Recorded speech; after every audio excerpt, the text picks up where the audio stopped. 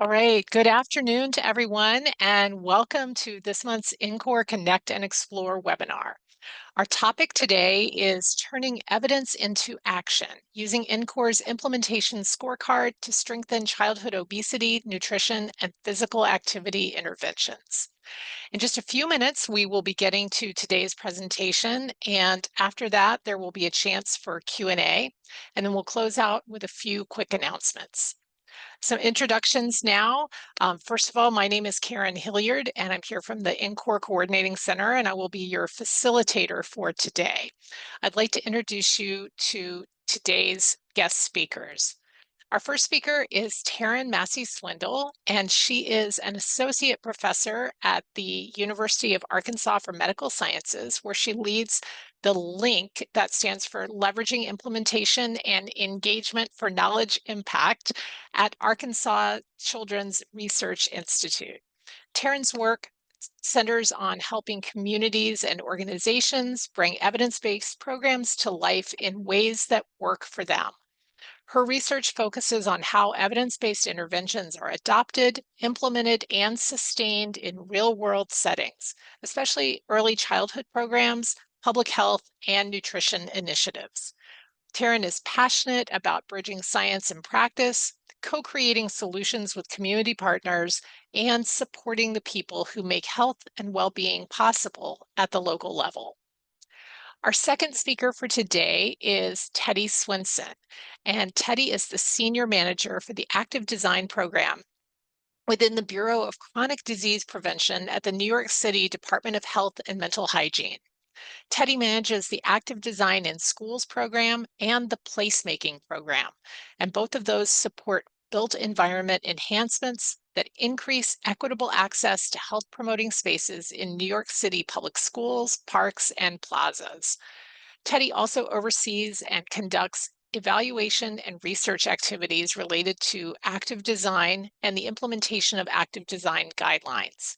Teddy has an MPH in epidemiology from Columbia University Mailman School of Public Health with a certificate in the social determinants of health. And now I want to go over a couple of housekeeping notes before we get underway. If at any time during the webinar you need technical assistance or you're having trouble getting logged in, you can email us at ncor@fhi360.org and we'll work with you to resolve the problem. Also, if you have a question for our speakers during the webinar, please write it using the Q&A feature at the bottom of the screen. And you can put those questions in at any time that they pop into your head, and they will be there when we get to the Q&A portion of today's webinar. And now, it's always helpful for our speakers to know a little bit about who is in the audience. So we have two questions for all of you who have joined us today. And the first question is, what profession or sector do you identify with? And you can select all that apply. Do you consider yourself a researcher? Are you in federal program management, a clinician or registered dietitian or nutritionist? Are you in public policy? Are you a student? Is this just a general interest area for you, or maybe something else? And again, you can select as many as apply. And then the second question we have for you is, how would you describe your level of familiarity with implementation science? Are you not at all familiar, somewhat familiar, or very familiar? So we'll just give you a moment to reply to those questions on screen, and you can also do it through a QR code if you would prefer to answer that way. We'll give folks just a moment or two to reply to both questions, and then we'll show everyone the results.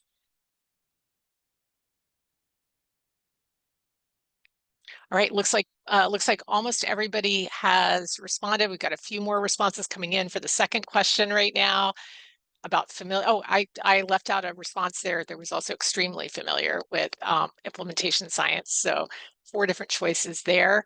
And hopefully everyone has had a chance to reply.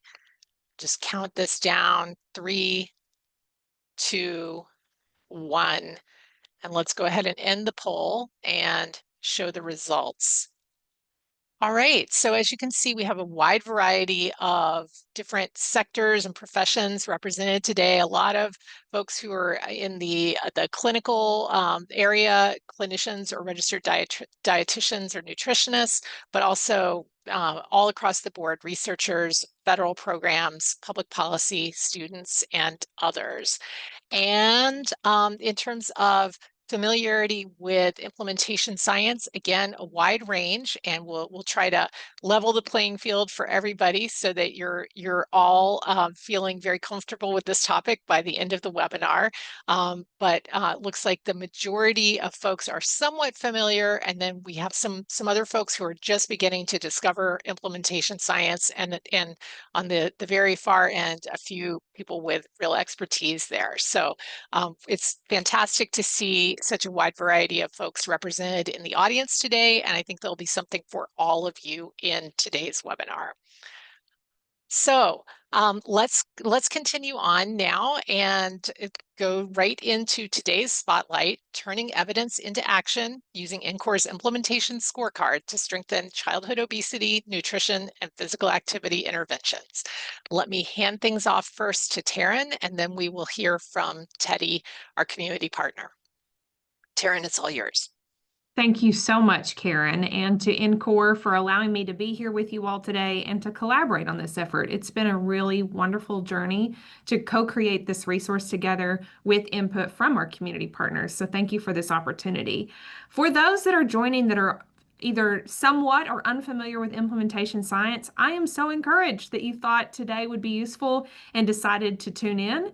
I want to encourage you to check out some of the other NCORE resources where we do a deeper dive on implementation science than we will today. But those recorded webinars are available and would be helpful if you want to go back and take a look at those. And I'm sure we can drop those in the chat or send them out as a resource after the webinar.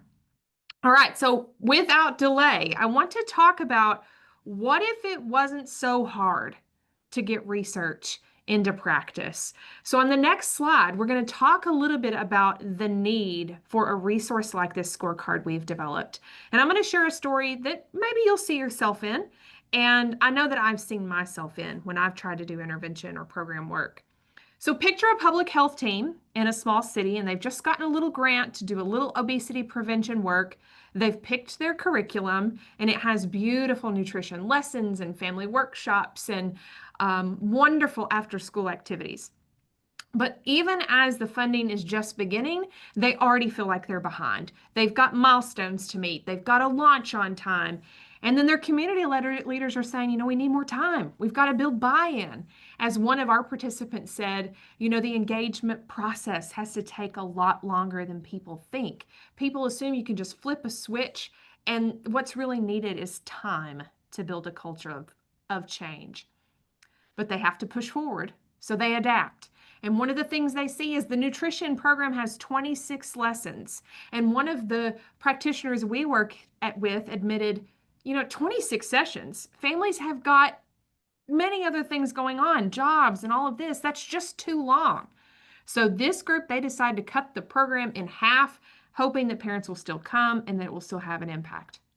And then, of course, they have to evaluate. The funders, they want data, they want BMI, they want step counts, they want all of the food frequency surveys. But the folks on the ground know that really what matters is, are kids showing up? Are parents trying the resources? Are they using the recipes? Someone we talked to said, sometimes our programs aren't statistically significant, but if it's not causing harm and the families like them, we keep doing them. And then finally, we've got the momentum building. Kids are coming, they're taste testing, parents are swapping recipes, and it's just then that the funding is going to expire. And so everyone is thinking about, how do we scramble to weave together the support that we need? Who can we get to donate? How can we get this enthusiasm to carry things forward without those grants that always come to an end? And of course, this story isn't just from one organization. It is a mosaic of things that we heard as we were doing this work, and it illustrates that the challenges of doing public health practice in this space are very real. So let's talk more about the challenge on the next slide. Oftentimes, we see that the best ideas, they die in the gap between evidence and action. And that story illustrated that. There are so many reasons why our ideas do die prematurely, barriers in the real world that stop research from being translated to practice. But we think that shouldn't stop us from trying, and perhaps there are we could develop some practical approaches to help us, one idea at a time, inch by inch, to close that gap. And I think that implementation science is the real opportunity to do that. So first, though, we wanted to understand practice. And on the next slide and thereafter, we're going to start to dig into the process that we took to really hear practitioners and try to meet them where they were at. So listening first on the next slide. We wanted to build not something for folks without them. So we started to talk to audiences that do implement childhood and family obesity interventions, 8 from government agencies, and you can see examples there, and 5 from non-governmental agencies. We had different interview guides for those groups, but both were guided by EPIS. And I'm going to talk more about EPIS later, but let me briefly say that stands for exploration, preparation, implementation, and sustainment, with the idea being that, of course, implementation is not always linear, but generally we're looking to progress through those phases of implementation, and each brings us things to consider. So as we talk to the practitioners, I'm now going to share with you the things they brought to us to consider for each of those phases. Let's look at exploration.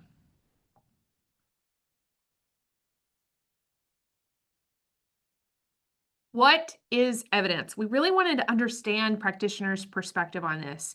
And we found that their definition and their meaning that they ascribed to evidence-based really varied. Some of them were coming with the assumption that evidence is baked into programs, and if it's on offer, it must be evidence-based.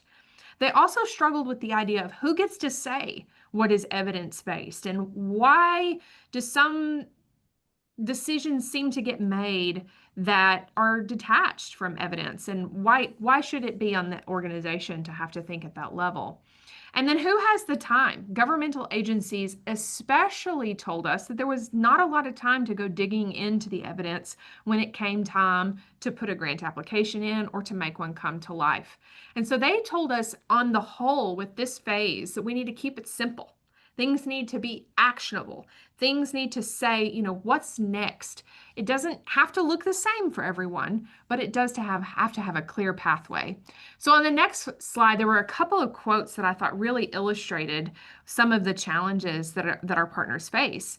They said things like, we're expected to do so much on so little money. And they talk again about how long engagement takes. And, we're on one fiscal cycle and trying to do so much with engagement on just this short time period and funds. So when it came to preparation, on the next slide, we'll see that many of our participants, our partners, felt that they needed to do a great amount of cultural tailoring and localization. They were very sensitive to that need. However, there was some awareness that unstructured adaptations could fragment, and they felt like they didn't have the guidance that they needed to make these adaptation decisions.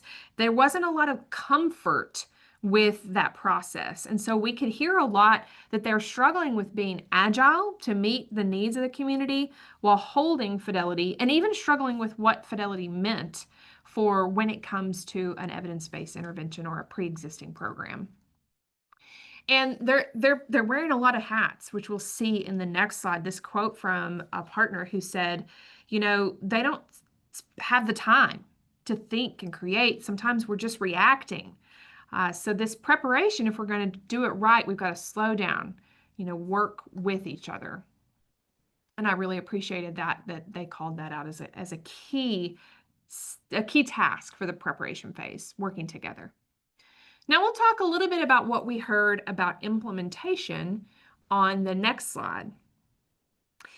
Fidelity is still coming up.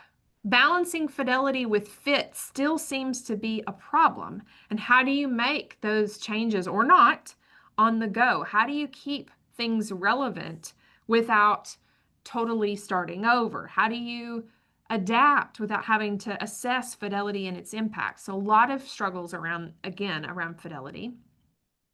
However, COVID-19 accelerated the creativity and the flexibility of partners. And so they're thinking outside the box, they're thinking about what their context needs, and that is really at the front of their mind.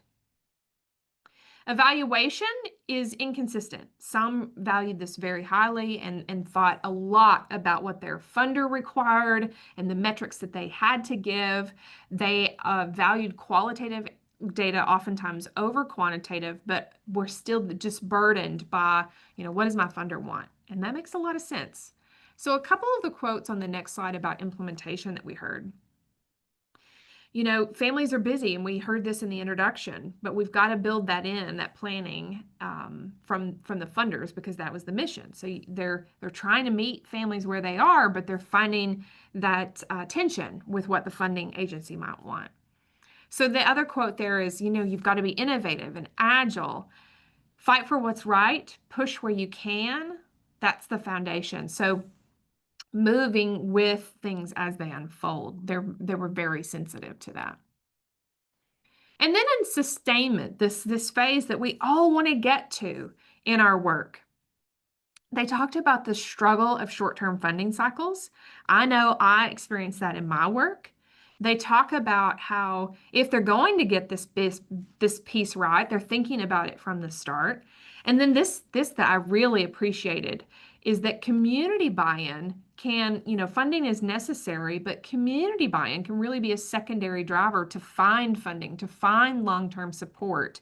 And so, of course, you can't do sustainment without that planning and funding, but it can really be bolstered by local community support. One of our participants said, money matters, but communities keep it alive.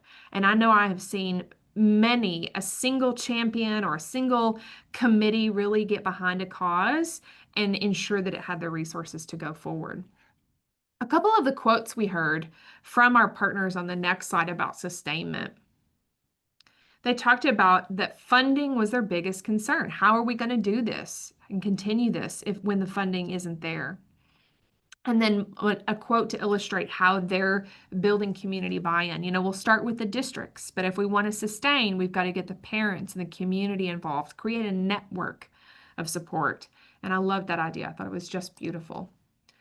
So we found that in this process, we were surprised by some of the insights that our partners shared. And I'll go through some of those on the next slide here. They talked about how they lacked time for implementation, which makes sense. Yet, many of them were spending so much time doing these efforts around adapting programs to fit their community. So a little bit of tension there. They talked about having this sense of local uniqueness and we can't take something off the shelf. But then they also talked about, feeling the burden of not being able to use existing models. We saw that some organizations didn't need additional resources or perceived they did not need, whereas others felt the hunger for more. And so there's different levels of readiness to use a tool like this. And then finally, there's so much good work happening in implementation, and many folks are already applying these principles, testing, refining, tailoring, but they're not labeling it like that always. And so we have to think about giving credit for that. And so next we'll talk about some of the desired features that we heard our partners share with us.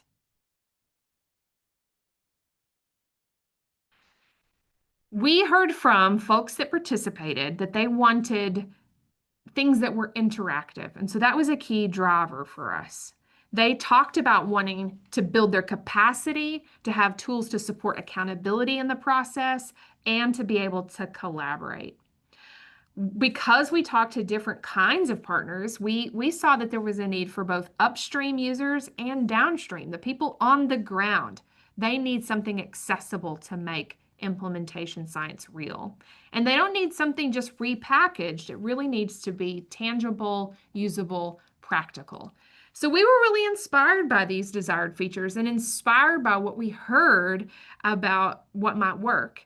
And so the idea for where the scorecard came from was from a partner, which I'll share on the next slide. One of our partners talked about how when they were approached with a opportunity to collaborate, they used a scorecard to decide if that was a collaboration that they would pursue. And the more we went through the data, the more we saw what people were wanting, we thought, wow, what an idea. How can we grow that idea into something that would help folks across the stages of implementation? And that's how the implementation scorecard was born. We wanted to put that input to action. So we'll go ahead and go to the slide about EPIS, a couple more forward. One more, thank you. And as I mentioned, EPIS is really valuable because it's clear. It resonates with practitioners. It gives that roadmap. There's things to think about at each phase. It also has some resources and tools that have already been developed with it. And we were able to think about how we could take what we had heard from practitioners and make it useful across each of those phases. So I'm going to take just the few remaining minutes I have to walk through the implementation scorecard, and this is so exciting. So on the next slide, we talk a little bit about how it was design driven. When you use our scorecard, you're going to see that you're going to rate where you are as an organization across different items, with red being, you're not yet there, yellow being something is in progress, and green being yes, we're ready to move on that. And so we wanted to see that the scorecard was practical, that it was concrete, that real decisions were being tied to the phases of the card. And it gives a GPS, for translating research into action, step by step, a way forward. And we believe we've been responsive to the feedback that we received to make that true. Not just, what am I going to do, but how am I going to do it? And that's the design that underlies the scorecard. Now, on the exploration phase, which is the next card or the next slide, we wanted to help folks think about what do we actually need as we try to make research usable for our organization. And there's a few key things that our work group and our partners said we must make central. We have to have community input in this phase. We have to take the time to really understand the problem, especially from their perspective. We have to engage our partners and ensure that we have their buy-in and thinking through options to meet needs that really matter for them if we're going to have that long-term success that we seek.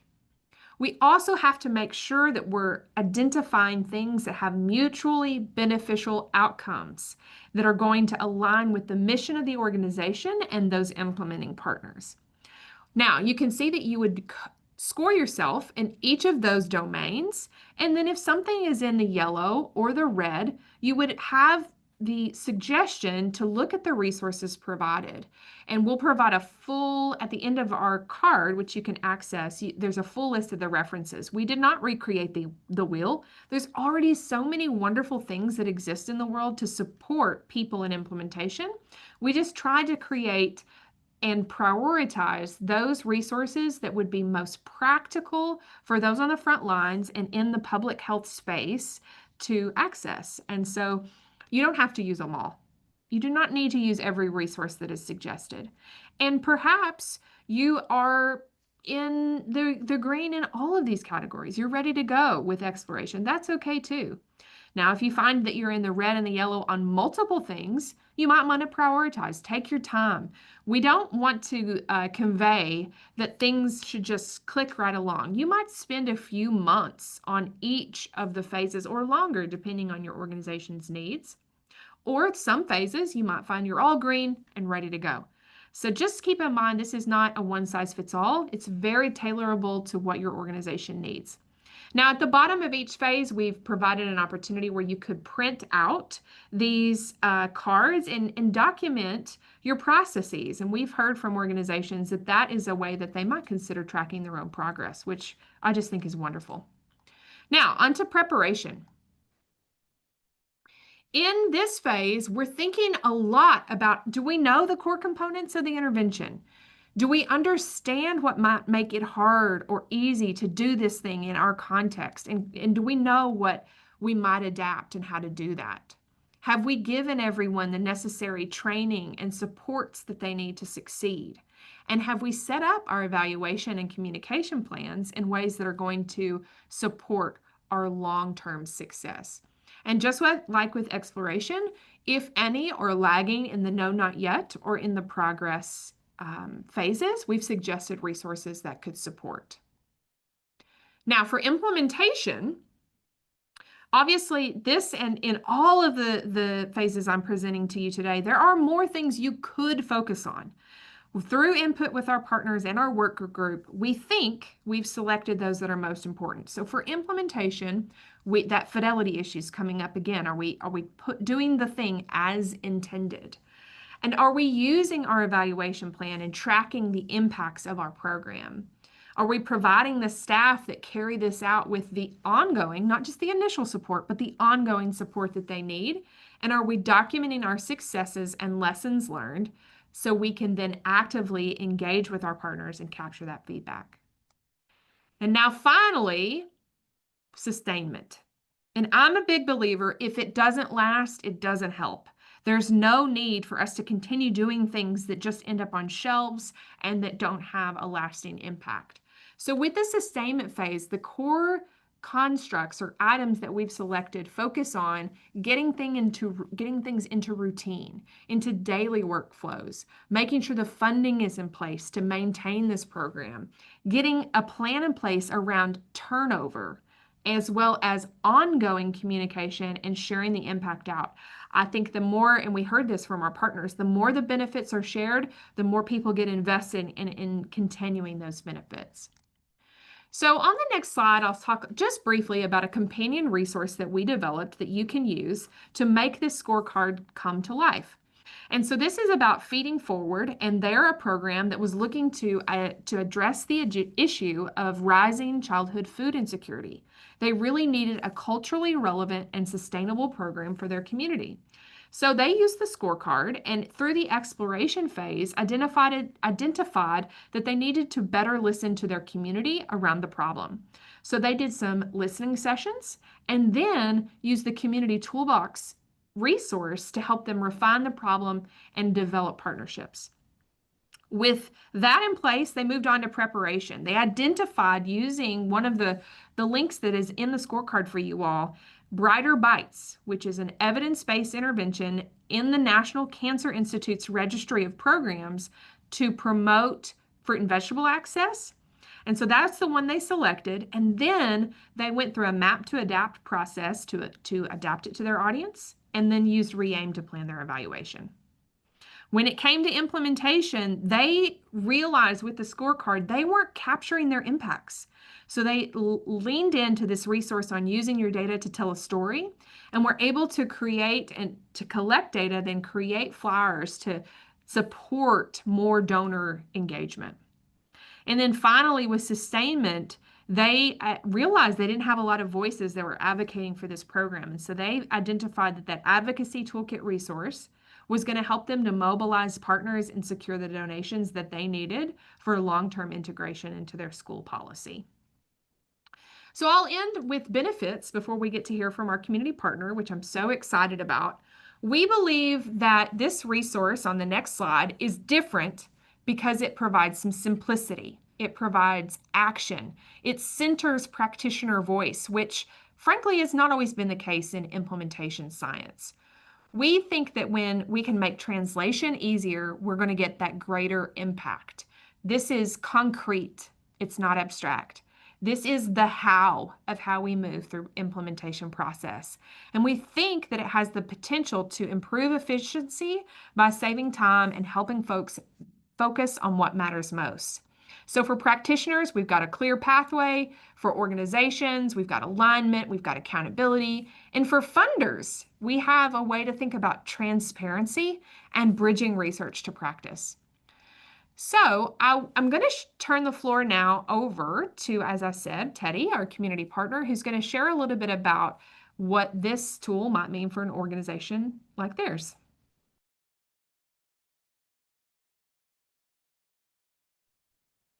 Hey, can everybody see and hear me? Thanks for having me. This is a really exciting opportunity to share kind of how our program works and how this scorecard can benefit us and hopefully others. Um, so as mentioned in the bios, I'm Teddy Swenson. I'm the senior manager with the active design team at the New York City Department of Health. And we are seated in the Chronic Disease Prevention Bureau. So a lot of my work has to do with physical activity promotion and obesity prevention, specifically among youth in New York City. The program I'm going to specifically talk about today is our Active Design in Schools program, which really focuses on the role of the built environment and how the built environment can help prevent chronic diseases among youth through promoting physical activity and wellness in the built environment, such as, our programs are projects such as active design playgrounds that promote physical activity, outdoor learning classrooms that promote active learning, indoor recreation spaces for indoor recess. And a lot of New York City public schools don't have designated physical activity spaces already, so the projects work with schools to create those. Um, and this scorecard was really exciting because it kind of helped validate our process that we already were using and help us kind of keep track of that and implement it. So, we weren't particularly, knowledgeable about implementation science before beginning this project. Um, but it was really validating to go through it all and, kind of see the scorecard and be like, oh yeah, we are doing all these things. Like this is great. So to kind of help us figure out, where we are right on track and where might need a little bit of extra work. So the validation and the kind of keeping us on track part was great. Um, and also, I think advocating for the importance of engagement process is really huge. So working, with funders who want to see results. A lot of projects, are very focused on the outcomes. And being able to have a scorecard like this that shows, okay, the engagement process is not just one bullet point. It includes all of these different things, and that takes time and that's important. And so we work really strongly with our community partners, and we have a long engagement phase that we've had to kind of fight for in our structure and among our funders to show that, um, that this phase, even though it doesn't show the outcomes, is actually really important. So I think this scorecard helps document the process, not only that. Um, but it also highlights the importance of the sustainability piece at the end. So I think, the engagement and the sustainability pieces are often, the ones that are not really considered as much, but this scorecard helps highlight those. And, as they were mentioning during the presentation, we don't want to do projects that are just kind of drop and done.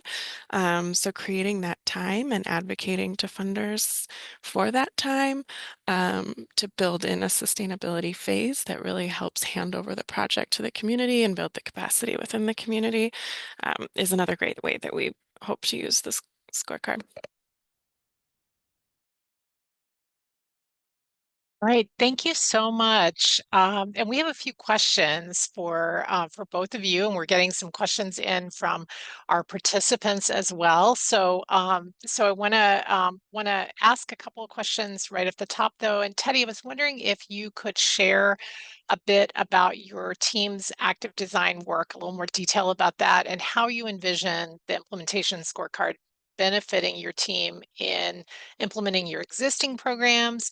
And then, maybe if you could see the tool helping you to identify any blind spots. Yeah, definitely. I think, we're a pretty small team, so it's just me and one other person doing the active design in schools work from the health department side, but we have so many community partners that we work with along the way. Um, Throughout different stages of the project. So the first kind of steps that we go through are identifying schools that have a need for these physical activity enhancements within the school. And then we do a space assessment with the school where they really go through the built environment and think about their space and tell us what they need.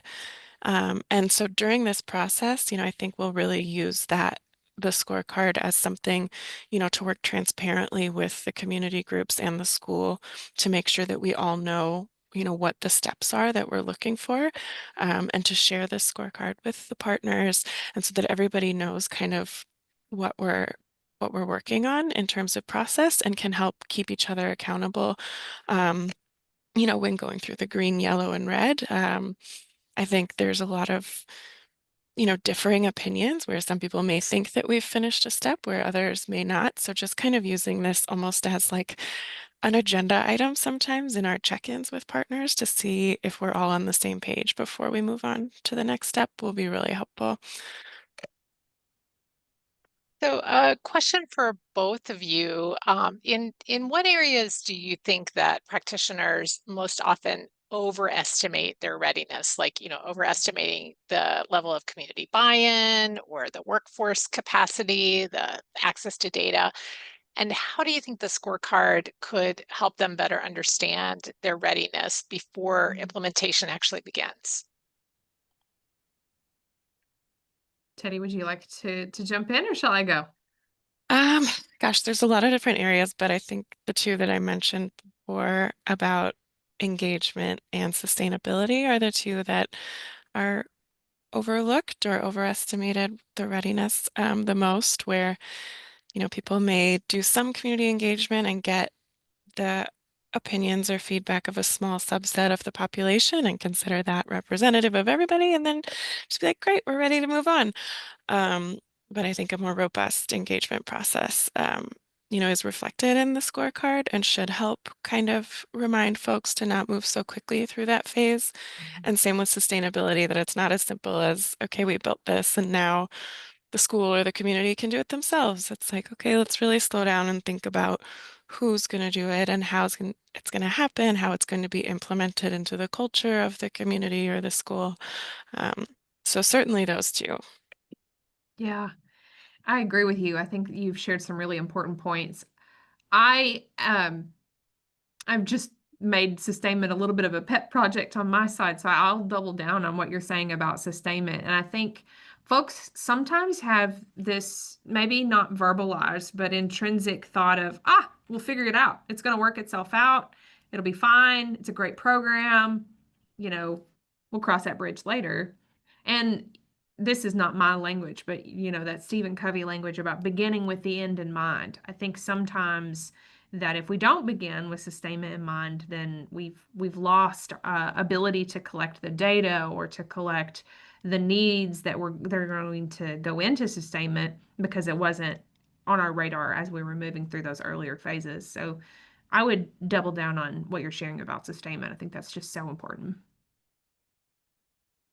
And I'm wondering, as you think about the iterative nature of the scorecard, it's designed to be revisited throughout the process. How would you recommend that practitioners use it kind of over time and with different team members, or even across multiple implementation sites? Mm. I'll jump in to build on something Teddy said. I love this idea of making it a regular agenda item. When your team is coming together already, I don't know, monthly, say quarterly even, if it's just a check-in of how are we progressing through these phases of implementation, and are we being thoughtful to make sure we're using available resources and optimizing our process as we go through. I love that idea. I think that's really smart. Good. Yeah, it kind of helps to have it, keep you on track and accountable.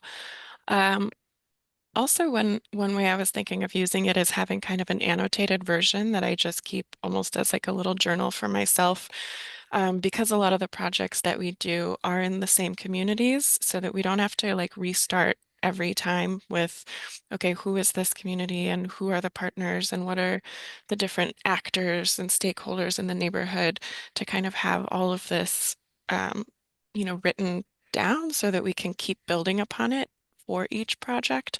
And because there is often so much turnover in organizations, to have some record of what's already been done and what sources were used in previous projects to kind of help the next wave of projects build off of that. So we don't have to keep doing the same learning every time.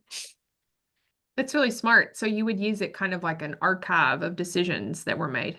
I like Yeah, that I too. was thinking so. I mean, to even just have notes kind Mhm. of the different links to resources or, who we even worked with at each stage, that kind of thing. Yeah. Thank you. And I want to remind everybody in the audience, if you have questions, you can go ahead and put those in the Q&A box at the bottom of your screen. I have a couple more questions for the panel before we move to audience questions. You talked earlier, Taryn, about, the idea that maybe some people are finding that they're green. And it sounds like, Teddy, you were surprisingly validated, in some of the areas to know that you were doing the right thing. That's, of course, where you want to be, is in the green on these. But what advice would you give to practitioners who score red on any of the scorecard items? How should they interpret that score? How can they translate it into an actionable next step? Yeah. I think first, just an acknowledgement that is not meant to reflect anything bad about your organization. We don't mean that red is bad or wrong. We just mean, red, just it's an encouragement just to pause. Think of it as a traffic light, pause and take a beat to reflect on, okay, well, they say it's important. Is it important to us? And how could this impact our process? So I would say don't overinterpret, don't panic, but just consider it an opportunity to pause, take a breath, and really decide for your organization, could this matter for us? And could we benefit from the resources suggested here? So I'm wondering also, question for you, Teddy. How do you see this implementation scorecard maybe helping to secure buy-in from leadership for a new program or new intervention? Would you ever see yourself using it in that way? Yeah, definitely. One thing our program's really been fighting for in recent years is how long we think the engagement and, well, we call it the kind of maintenance phase, but or the sustainment phase needs to be. And there is a lot of pressure to show results and to get there quickly and then to move on to the next population and serving, you know, the numbers to get to higher numbers. And yeah, you can get to higher numbers by moving quicker through different projects, but they might not sustain as long and they might not have as meaningful as an impact. So we've really been advocating in our work to take longer in those processes. And so I think having this scorecard definitely helps with that. And then to be able to maybe like assign estimates of time of how each, how much we think each of these items on the scorecard is going to take and explain why, I think will really help us advocate, to leadership that these are important phases. And then, we can also keep using them as landmarks as well to show progress. And what about sustainability? You mentioned, like, that is one of the, like, slowing down the process can increase sustainability. Are there some other ways, Taryn, that sustainability is woven into each phase of the EPIS framework? And can you talk a little bit about how that's reflected in the scorecard? Yes. So in the preparation phase, when those supports are being selected, it's a really nice thought to link the two. So not just the supports that are going to be needed to get it up, but to keep it ongoing. And so you might be thinking about not just your initial training, but how you're going to build in refresher trainings, how you're going to build in reminders, how you're going to keep this thing relevant that you're doing. And so I think it can also come back into, we've learned in some of our sustainment work, revisiting the need for adaptation. As COVID was a great example. We had to adapt to a digital space because the landscape had changed. And if we had continued to try to deliver the things the same way, then that wasn't going to be, we were going to lose our opportunities for sustainment. And then as people get digitally tired, we had to adapt again and come back to some of the more in-person approaches. So being attuned to the audience and community's evolving needs. And I think what you said is absolutely on point, Karen, is being willing to revisit earlier phases if you see that something's not working and come back and circle through again is it's been really valuable with the work that I've done with community partners. So I want to turn to some questions that we've gotten from the audience, and I'm going to be skipping around a bit. So if you submitted some questions, I may ask part of yours first, and then come back to another part of it. But one thing that really relates to what we were just talking about, the EPIS framework is what this scorecard is based on. Why that specific model of implementation, and maybe could you talk a little bit about, the what other models maybe are out there or whatever. Somebody was asking what specific model guided this, and maybe you can tell a little bit about why EPIS was central to this project. Sure. So in implementation science, we have theories, models, and frameworks. Theories help us connect different ideas to one another. Frameworks help us open up our mind to all the things that might matter for affecting our implementation work. And then models help us sometimes think sequentially. And what EPIS does beautifully is blend a model and a framework. So we get a little bit of the best of both worlds when we use EPIS, which I love. I also really like its simplicity. It really, when we started this work, people were saying, we need a roadmap, we need a roadmap. That's what practitioners want. That's what they're going to use. And as we started to toss that idea around more and more, for my thinking, it was, well, EPIS already provides a roadmap. We shouldn't recreate the wheel. We shouldn't be doing new frameworks and new models. Let's draw on what exists, and there's already so much to learn there. So I think those two key factors is that EPIS really aligned with what we heard was wanted in terms of the how-to, the progression of implementation, and it allowed us to blend that value in a model and a framework. We also got another question from one of our participant or one of the audience members today, asking if you could compare EPIS and I may be saying this in the wrong way, the COM-B BCW model or framework, that what you would choose if it was Yeah. something, behavioral related to interventions in physical activity, for example, like, which one Sure. would be the best? Yeah, so thank you for the question. The COM-B can be used to develop the thing or the intervention that's being used for physical activity. It can also be used to design implementation strategies. And in implementation science, we want to tease those two apart. So there's the behavior change, which is, in this group, we care about physical activity and nutrition. And then there's the separate change that needs to happen to implement the behavior change intervention. So you've got these co-parallel processes that you want to support. What I think is true about the COM-B is it really does a nice job of thinking about individual level behavior change and the strategies that you might use to change an individual's behavior. Implementation frameworks, and COM-B is sometimes used in this way too, come up a level and it thinks about the system or the organization that is going to own that behavior change intervention and see it and support it through the world. And so oftentimes I find that COM-B is a little bit too individual level for the thinking about larger level implementation. And I like to kind of zoom out and use some of those broader frameworks when we want to think about and this is Ann Sell's definition, implementation science is behavior change under organizational constraints. And as the story that we used in the intro illustrated, practitioners have so many real life organizational constraints.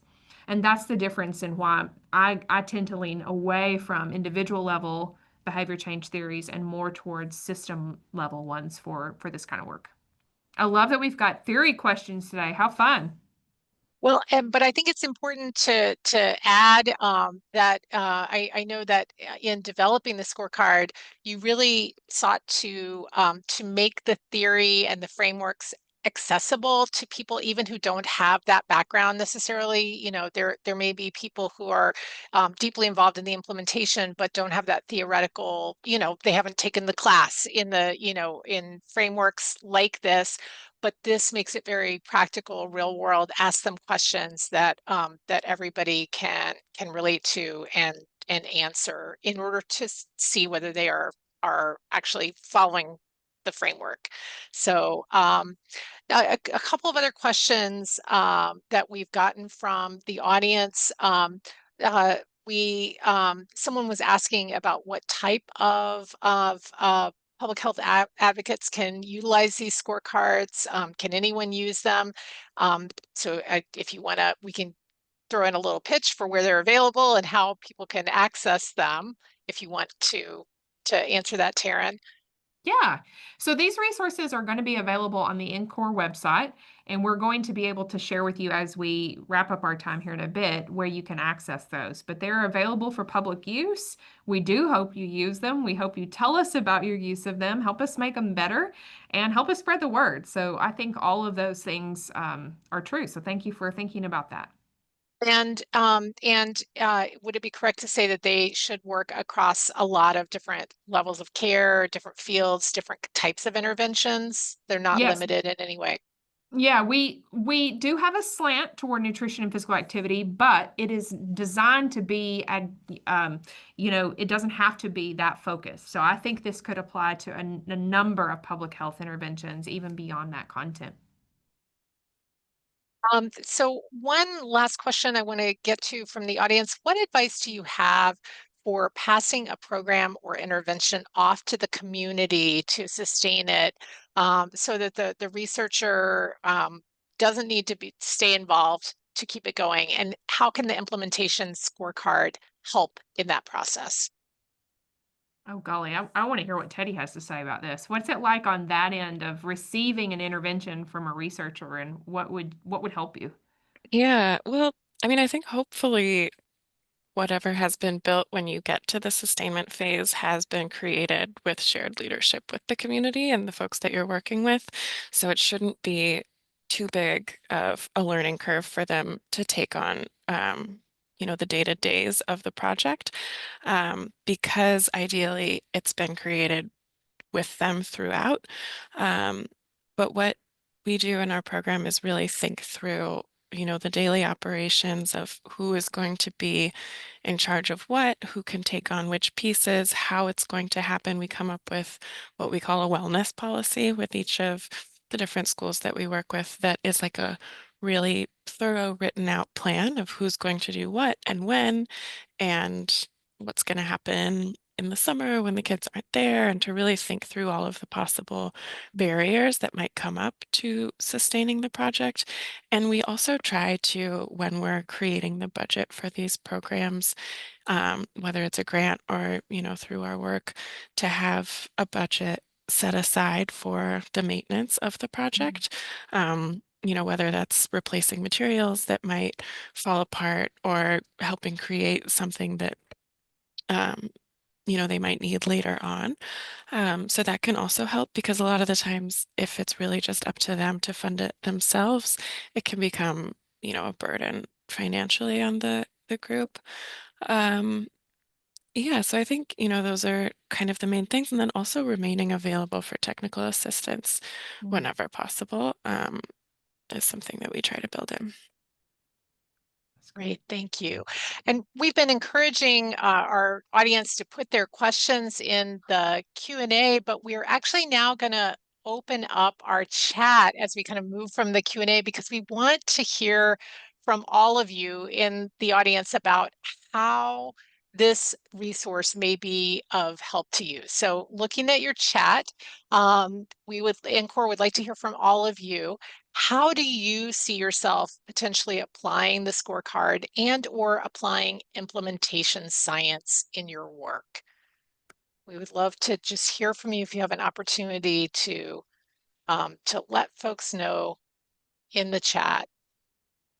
Anybody can answer, and if you're having trouble with the chat and want to pop it into the Q&A, that's fine too. But we would love to get some feedback from all of you in the chat about how you might use some of these resources.